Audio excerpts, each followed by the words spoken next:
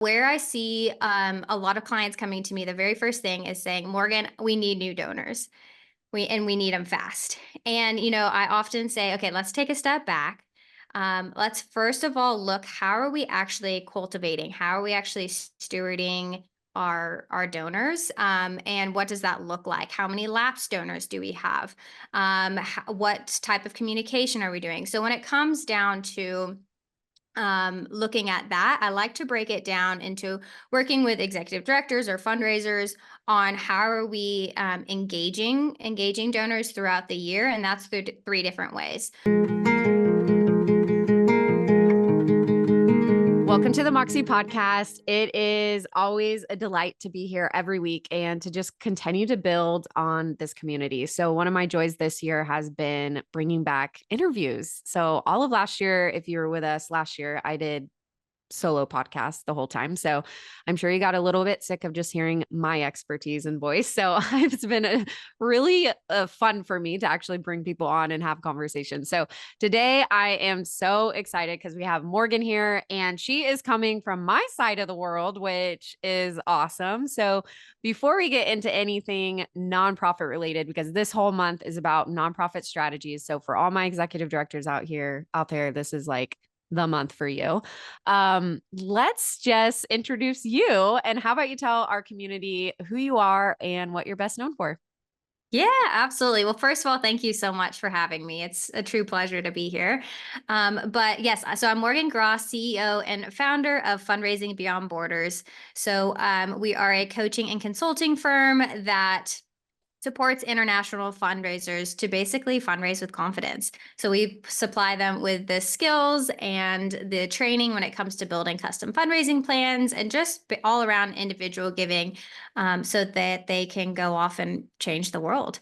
So a CEO and founder of Fundraising Beyond Borders. I'm also a former co-founder of a nonprofit in the US. So I have been there when it comes to starting from the ground up. And I also have to always share that when I was in second grade, I said, I want to become a second grade teacher. And that's exactly what I did. So education has always been a huge passion of mine. So I'm a former teacher. I have a master's in curriculum and development. So it's really fun that I get to utilize a lot of that background and a lot of my passions in what I was formerly educated in into what I do today, which is supporting international nonprofits with fundraising. Those are all new facts that I just learned about you. So that's Yeah. awesome. Love that you have a teaching, well, just education in general. I think that's such a core like passion to have, especially in this space. But then also that that curriculum development, like that makes it Yeah. for all of the stuff that you put out there. That's awesome. Yeah. Yes, you're exactly right. And that's what it's just so fun being able to use that background kind of in a different way than I always thought it was going to be. But everything that I do, I get to use my expertise and education in developing, coaching programs and custom fundraising plans that are very specific and customized to that nonprofit, using the curriculum and development background. And you asked, where am I tuning in from today, Yeah. which I am actually in Zambia, which I'm not too far from where you usually are, and so it's really fun getting to be on a whole different continent. I've been out here for 8 years, originally from Dallas, Texas, but life is a fun journey. I never expected to be all the way out in Zambia. That's for sure. I know. So you have to share it. We'll share some personal right now because you have to share a little bit of a snapshot because I think Yep. this is what when we first met, I was like, and we met through Instagram, guys. There's a power in social if you use it correctly. Absolutely. And we met there. And I actually remember when you messaged me because I was in the UK, we were setting up our fulfillment center there. And I was like, who is this? First of all, because I don't even think you have your name. You have your company's or your organization's name, your Yes. company's name. Um, and I was like trying to figure out like before I responded because I really like being personal with my voice notes. I think I responded with a voice note. I was like Yes. scrolling through. I remember like I gotta hear what her name is. So I was like trying to find all these different videos to like try to like Yeah. be like, oh, Morgan. But I love stories like this, like yours, Right. because life is wild. And I think if you allow yourself to be curious and open minded to the like, this can happen, because I think I mean, we both grew up in Texas, so you have this very familial like way that life should look like. And so meeting a Yes, kindred spirit who had a wild story of moving overseas, I was like, yes, she is my people. So you have to share a little bit about why you're there, what sure. got you there. So Absolutely. So as I mentioned, education, huge passion of mine. Followed that dream, was a second grade teacher. And then I had co founded that nonprofit in 2014. And I kind of naturally found myself in that fundraising role. And, I kind of look back to it's fun. I was always kind of that natural fundraiser, really my yeah. whole life. I just didn't identify it yet. And so Mhm. then formally kind of stepped into that fundraising position with the nonprofit and was doing a lot of fundraising for them. But I had then this third passion for travel. So I was really fortunate to be able to really travel a lot of different places. I taught in South Korea, had done several mission and volunteer trips in South America and Central America. And so for some reason, I just also had this calling to get over to Africa ever since I was really 16. I remember telling my mom one day, I want to go to Uganda. And to this day, I actually have not been to Uganda, so I gotta get it. I gotta get there. But I just was very curious, and I just loved learning new cultures, hearing different perspectives, hearing stories. It was just really a big part of me, and so I was kind of in this place of, okay, I'm teaching second grade. Are my set skills supposed to be like in a classroom environment, or is it supposed to be somewhere else? And so, very long story short, I took the leap to move out to Livingston, Zambia in 2016. It was supposed to be a stint of 6 months. And 8 years later, I am still here, which is really fun. But I was developing curriculum and designing curriculum for a gender equality program and loved it. And then, yet again, found myself in fundraising with them. And so, month three, they asked if I would stay full time with them and kind of transitioned into a fundraising role and worked with them for about 3.5 years, almost 4 years, traveled all across East and Southern Africa, and was just really able to, like, I just open up my curiosity, listen, hear what other people had to say, just learn about the incredible cultures, people, all the impact that was being made by, Mhm. different communities. And so in 2020, and decided to go independent with my own firm. And I have to say, a huge reason why I'm still here too. I found my now husband here. And so we live out in the middle of the bush. We are about 60 Ks away from a teeny tiny town. The closest like big grocery store and airport is about 5 to 6 hours away. So very different from how I was raised, but it has really made me slow down, appreciate what's in front of me, and being able to collaborate and learn and listen to other people has just been a dream come true.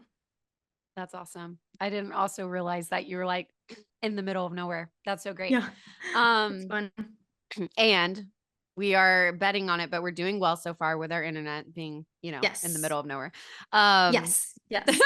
that's so good. Okay. So this month it is August, which means there's about 4.5 months left of the year. And when I was planning out my year for Moxie, I really, this community is made up of entrepreneurs and leaders from organizations, companies all over, but really in the social impact space, whether they run a social enterprise or they just want to do good in their business. And I remember just in my journey, I think I've always been that too, a natural fundraiser.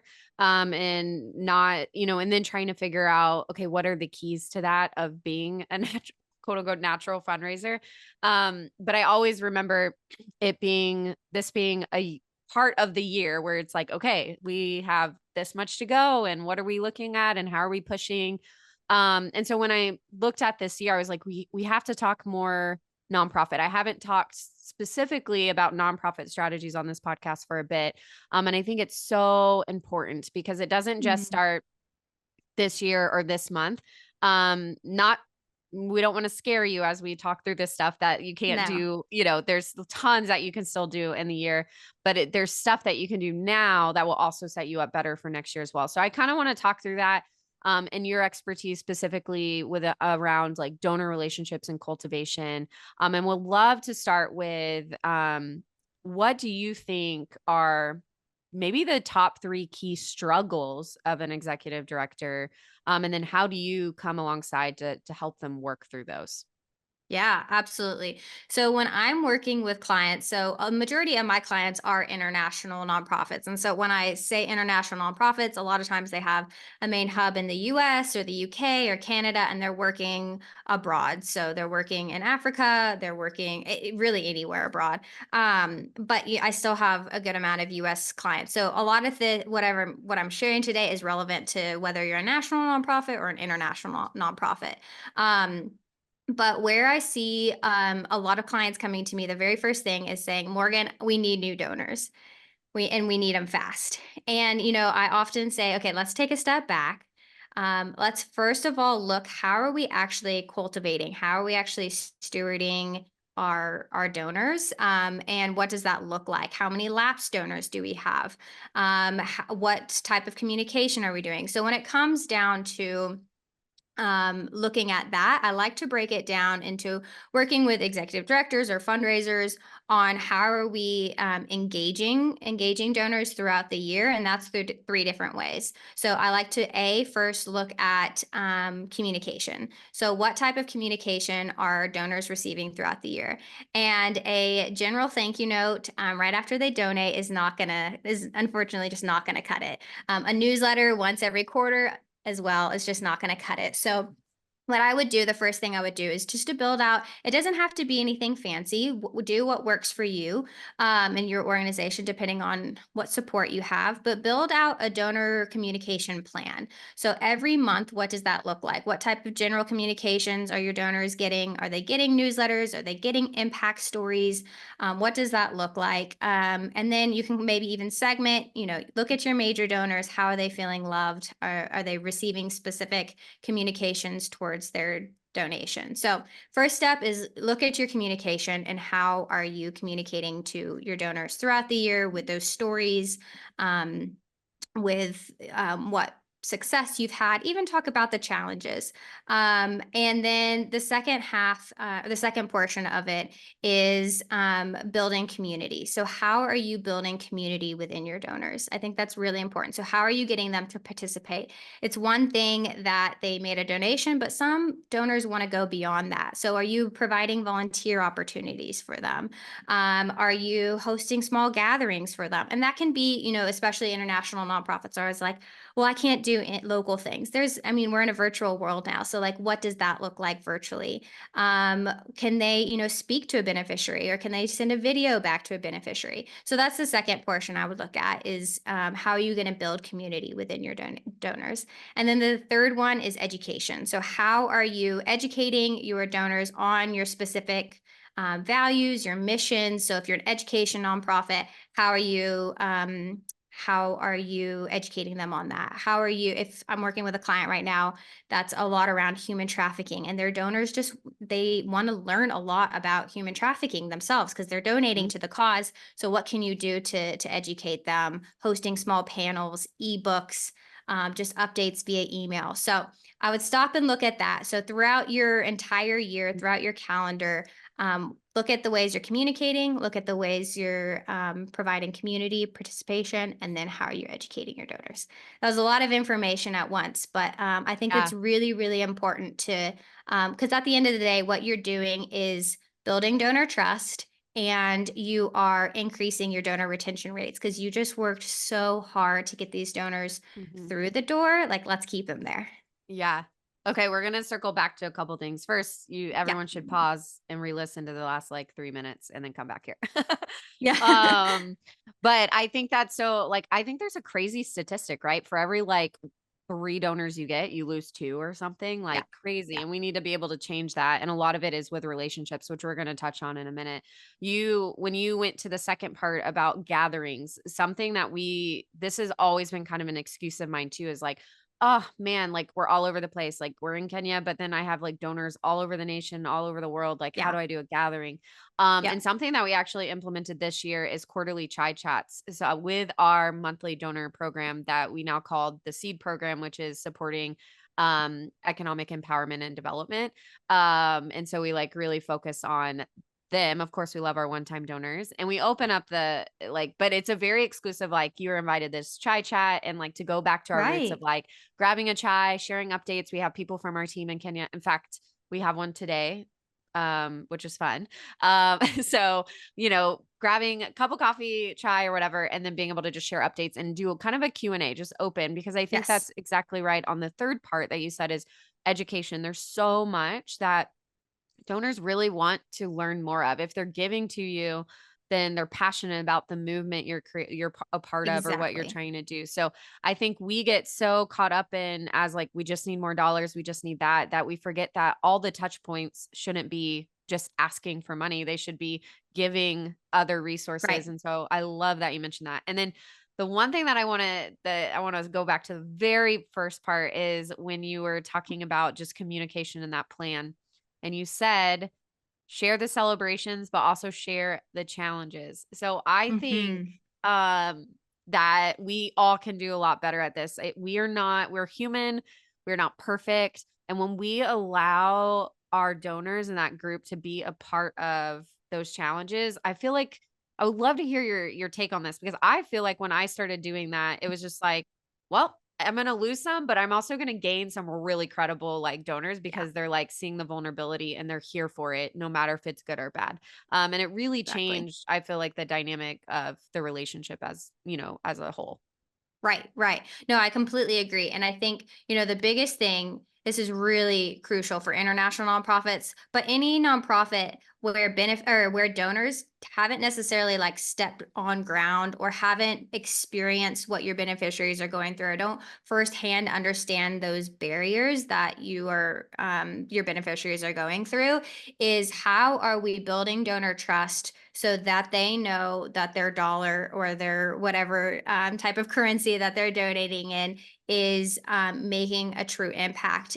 So building donor trust is crucial. So sharing all those stories, those updates, those good things are awesome. But exactly what you're saying, and like showing vulnerability, you're opening up, you're showing that like um, I think what comes when there's progress, there's also you're learning what's working and what's not working, right? You're reflecting on it, and I think showing donors that too is like, this didn't work well for us, but this is what we've pivoted or we've changed this because we learned from that mistake, and we're only making it better. And they appreciate that. They appreciate that transparency. They appreciate that honesty. I need to look up the stat. I have it with me, but I think it's something like 54 to 56% of people don't trust nonprofits because they're not being transparent enough. Yeah. And that's what it comes down to, is just showing all the good things, like we're talking about, all the stories, the annual reports, but also showing those challenges, and that you're humans at the end of the day, and that you're making a plan to be better. Yeah, Yeah. it's so important. I've had a couple conversations, especially when we talked about, when did we do that? We talked about entrepreneurship in June. And so we had guests, and one of the questions that I brought to, we were talking about bootstrapping to scale. So like, these people have scaled 7-figure businesses and different things. And so I was like, what is like the biggest thing that you're afraid of?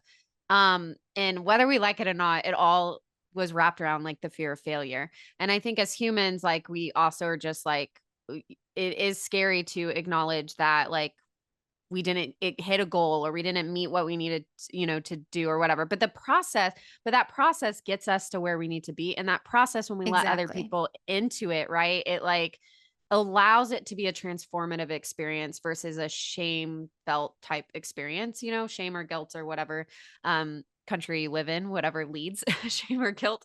But I think too, like, you mentioned, like, give opportunities to your donors, to this relationship, to give more than finances, right? Whether that's Right. volunteering, whether that's stepping in a different type of capacity. And this is where we can be really innovative and creative, because if you're up to it, I think you can also open it up to be like, hey, I'm struggling with this and I need that business person to give advice. Like, there's your Yes. donors have so much talent, but I feel like a lot of times it's such a one-sided conversation. They know so much about us and we know nothing about them and what they Yep. can actually bring to the table.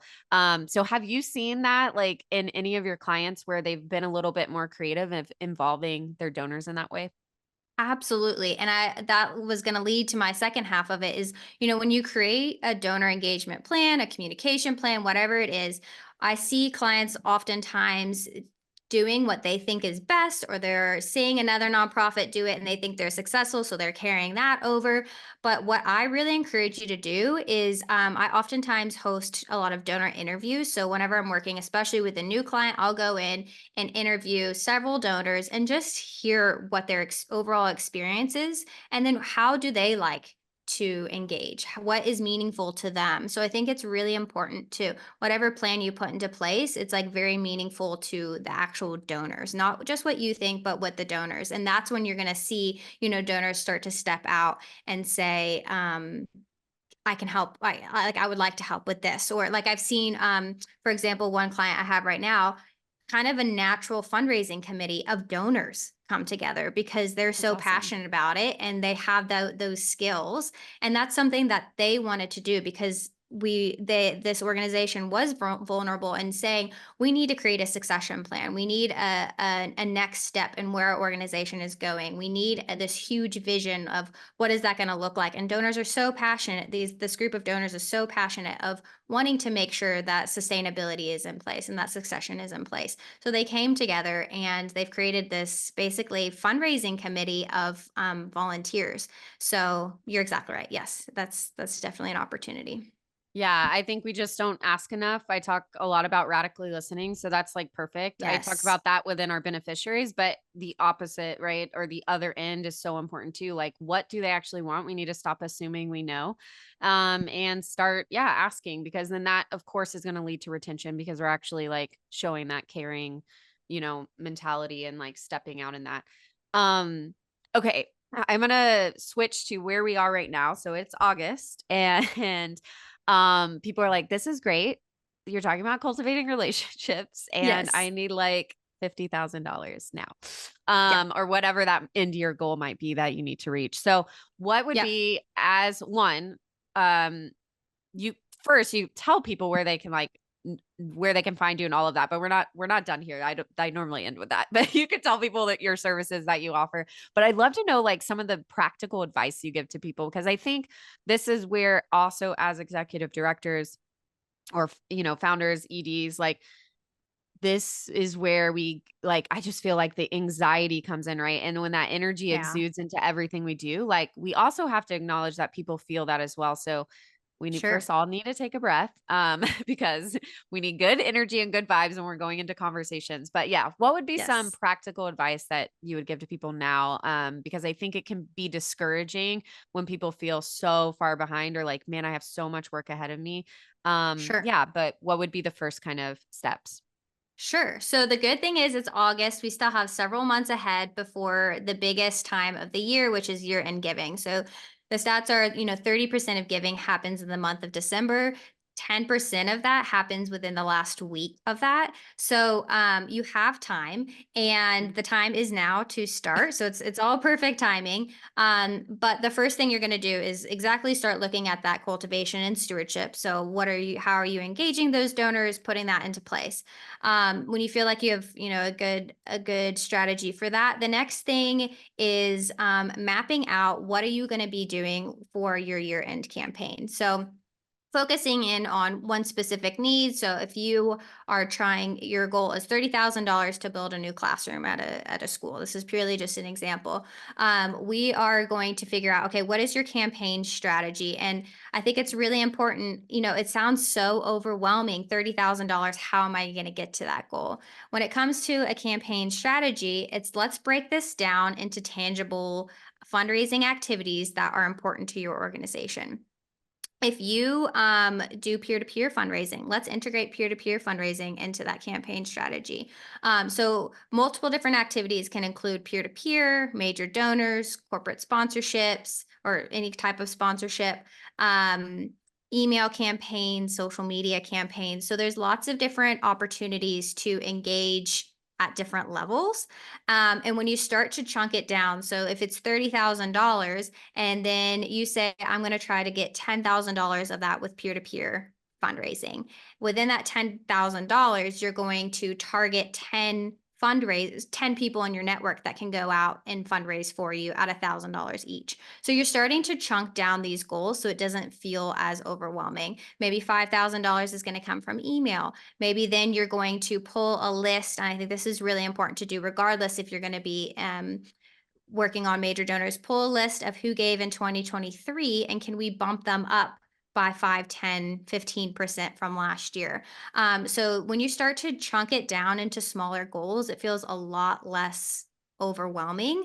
And I would really start to focus on what are your fundraising team strengths or what are your strengths as an organization. You don't have to do them all, but something that's specific to your organization. I would always start with the data too. So if you did a campaign last year, pull that data, see who your donors are, start cultivating them if you haven't already, and getting them excited. I'm going to say one last thing too when it comes to the campaign strategy, because that was a lot of information, is just making sure that whatever type of campaign that you are launching for your year end is storytelling. Choosing one story at a time, and it can be so powerful, especially if donors don't necessarily understand or haven't been through those barriers themselves. When you start to storytell, the campaign comes alive and the impact is really shown through that one story. Yeah. I like that you mentioned that because something that we've made 100,000 mistakes.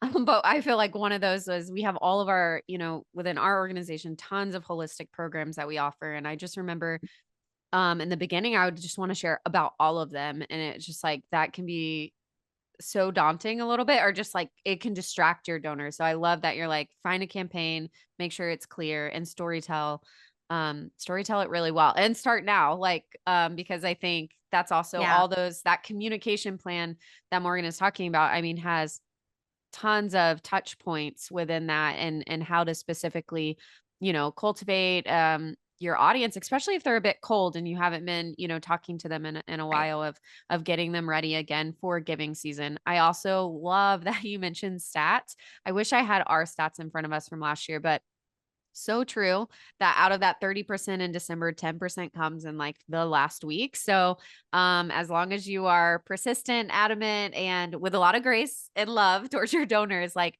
they're listening. But we also have to realize, I think sometimes it can be discouraging, right? We put out all this communication and we're like, no one's responding, but we have to realize that donors also they have lives too and a lot going on. And so Yes.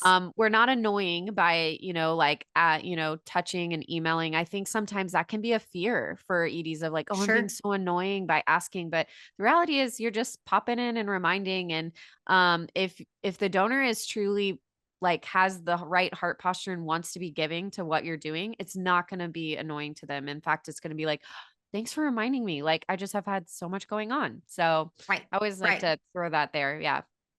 I love the formula 3 to 1. So 3 donor touch points to one ask. So if you're doing those communications and those engagements, when you start to do that ask, the donor isn't going to feel like it's coming out of nowhere or you're just being targeted for an ask. So that's why it is so important to, build that engagement up, and then they're going to be ready for that ask. They're going to be excited for it, and that comes, with your storytelling. So I just kind of keep that in mind, 3 to 1. So before you do another ask, go back. Have you done 3 simple touch points to acknowledge donors, engage donors?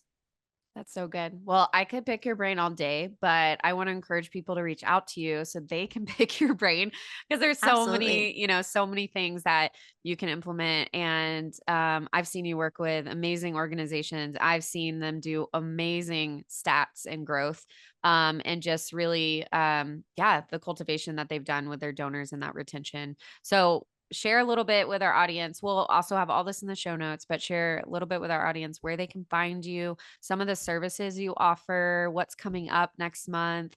And yeah, Yeah, absolutely. So you can find me on my website, fundraisingbeyondborders.com, and at all my social medias at Fundraising Beyond Borders. Love Instagram. I'm also a lot on LinkedIn.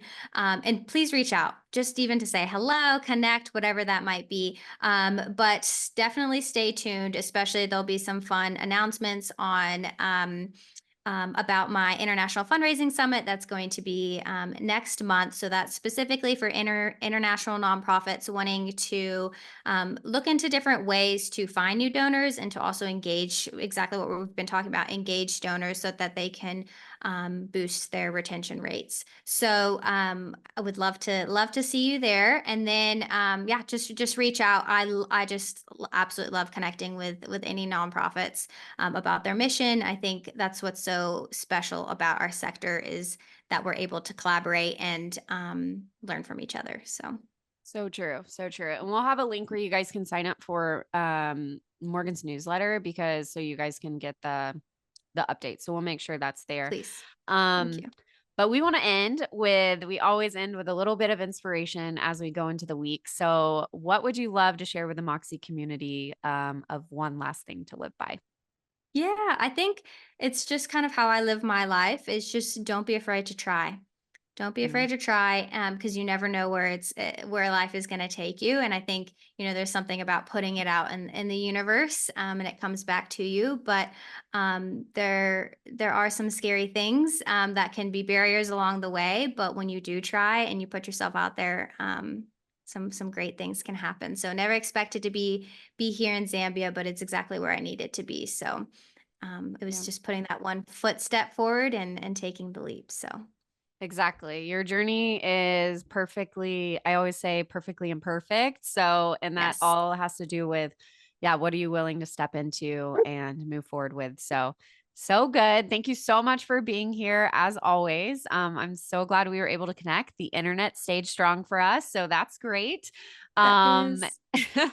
and to our Moxie community, we will see you next week with more nonprofit strategies here for the month of August. And as always, Moxie on.